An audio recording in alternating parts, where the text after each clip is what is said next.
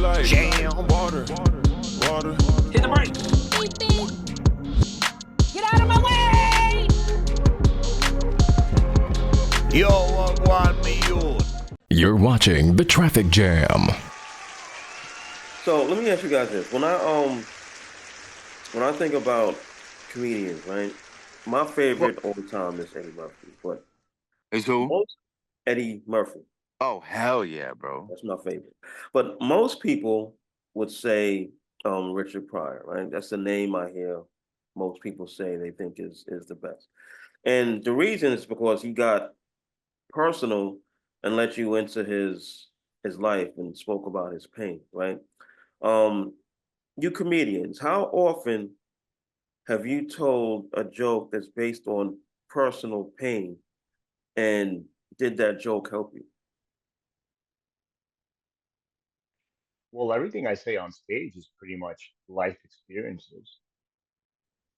You know, when I talk about the nail salon, when I talk about being married, which I really don't talk about at all. But, you know, dating. When we just shot the second one, I was talking about going online dating. So it's all like real stuff. Because people say, "How do you come up with this stuff?" I'm like, "It's my life." And mind you, this I got a lot of years in this life. There's a lot of stuff that I need to put on stage, which I haven't yet. But that's what I do. I don't. I just put real life situations on stage that people can relate to, But I and mean, it's pretty painful unique. stuff like Richard Pryor spoke about stuff that hard things that he went through and Yeah. made it funny. Have you guys ever done that?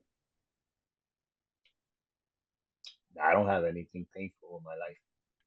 I I do quite a bit of self-deprecating stuff, and sometimes it helps me kind of put things in perspective. Um, I've had, and even like I've had jokes about like having not so pleasant interactions with a few of my friends, which used to be I thought were my friends, but then they were like being jerks to me and like talking to me a certain way because of where I'm from. And then it was frustrating at the time, but then I sat down and tried to like make it into like a comedy bit, and that kind of helped me. I don't want to say like process that stuff, but I kind of like helped me look at it in a better way.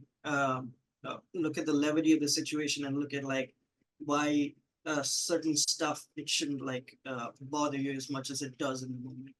That's cool. That's good, man, because it's like, um, it's probably therapeutic for you as well to get up there and like, air out all your problems and then have people laugh with you um in a way that's like you said, it puts it in a perspective that maybe you could just it lightens your load a little bit. Like you don't have to you're telling a joke about it, so it's like, yeah, well, they're laughing at it. I can make light of it. I can, you know what I mean? Like it's got to be somewhat therapeutic, like subconsciously even. Um, yeah, I know if I was a comedian, I would probably talk about it. Wouldn't all be punchlines and this and that just for the sake of those things. It would be um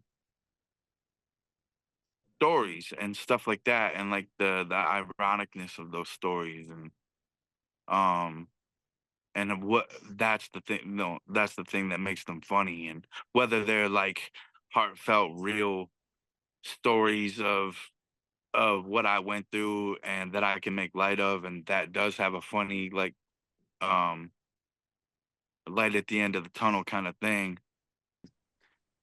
What Entertainment. about what about going too far? Have you ever told a joke that you thought went too far? Oops, I shouldn't have said that.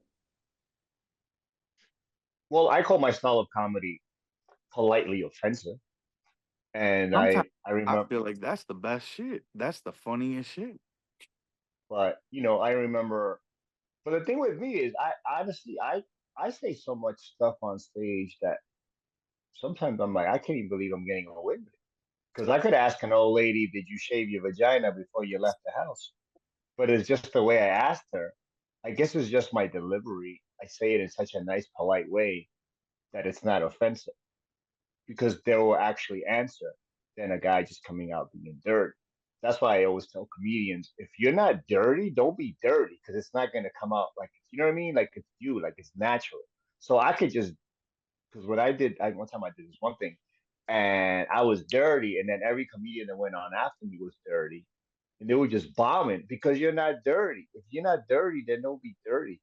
But yeah, I could I get away with a lot of stuff that just comes off, and they'll come up to me like, "Yo, I can't believe you said that. That shit was so funny," and I'll be like, That's but then what's I'll up. ask them, and then because I remember um one time some old lady, some woman came up to me. This is I was in my 30s. Some lady came up to me and she's like, did you ever fuck a 50-year-old?"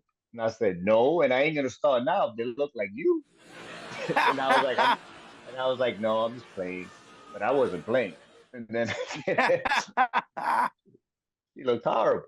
But um, but it's like whatever you give them, they come back with it. Like you know how I talk about working in the shoe store, and I could look at a foot, and then I also I could tell shoe sizes, and I could tell breast sizes. And at the end of every show, I always have a woman come up to me, asking me what size shoe do you think I am, or how big do you think these are? And Ah, 90% of the time, I get it right, which is just so funny. But if anyone else would do that, I'd be like, oh my god, what's wrong with this guy? You know, they'll get offended. That's why I say I'm politely offensive because I say in such a polite way that you're just like, I don't even know if I should be offended. This guy's not that bad. Traffic jam. Drip like Jam. water, water, Hit the brake. Beep beep.